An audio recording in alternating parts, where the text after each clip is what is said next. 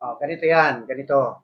Tungkol sa iyong katanungan patungkol sa kaligtasan. So, tatlong bahagi na ang tao magkaroon ng kaligtasan. Number one, kailangan tayo ay magsisi. Sapagkat sinasabi sa aklat sa unang Juan chapter 1 verse 9 na kung atin ipagtatapat sa Diyos at tayo ay magsisisi, tapat ang ating Diyos at tayo'y lilinisin lahat ng uri ng ating kasalanan. Alam ng ating Diyos na tayo ay makasalanan. Alam ng ating Diyos, nakikita yung ating ginagawa, lahat ng ating mga kilos, sapagkat ang ating Diyos ay all-knowing God. So, yung tatlong ito, number one, tayo po ay magsisi o mag-repent. Kailangan natin magsisi sapagkat walang nakaabot sa kaluwalhatian ng Diyos sapagkat ang lahat ay nagkasala. Sabi sa Roma 3:23, kailangan natin ipagsisi sa Diyos. Pangalawa, kailangan natin ng pananampalataya o magkaroon tayo ng faith. Kanino tayo mananampalataya? Sa ating Panginoong Kristo.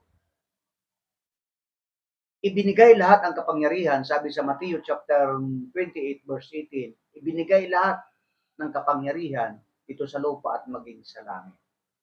At doon tayo haharap sa Kanya. Kailangan natin paniwalaan na ang ating Panginoong Kristo ay nagbata sa cross ng Kalbaryo para sa kaligtasan natin. Kailangan natin paniwalaan ito. Sinasabi sa Roma chapter 10 verse 9, kung ipapahayag ng ating mga labi sa Kristo ay namatay sa cross at bumangon na magmuli, tayo ay maliligtas.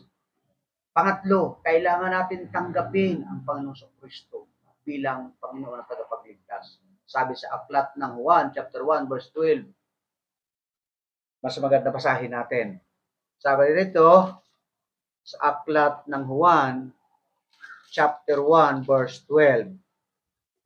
Ganito ang nakasulat. Datapwat ang lahat ng mga sa kanya'y nagsitanggap ay pinagkakalooban niya sila ng karapatan maging anak ng Diyos.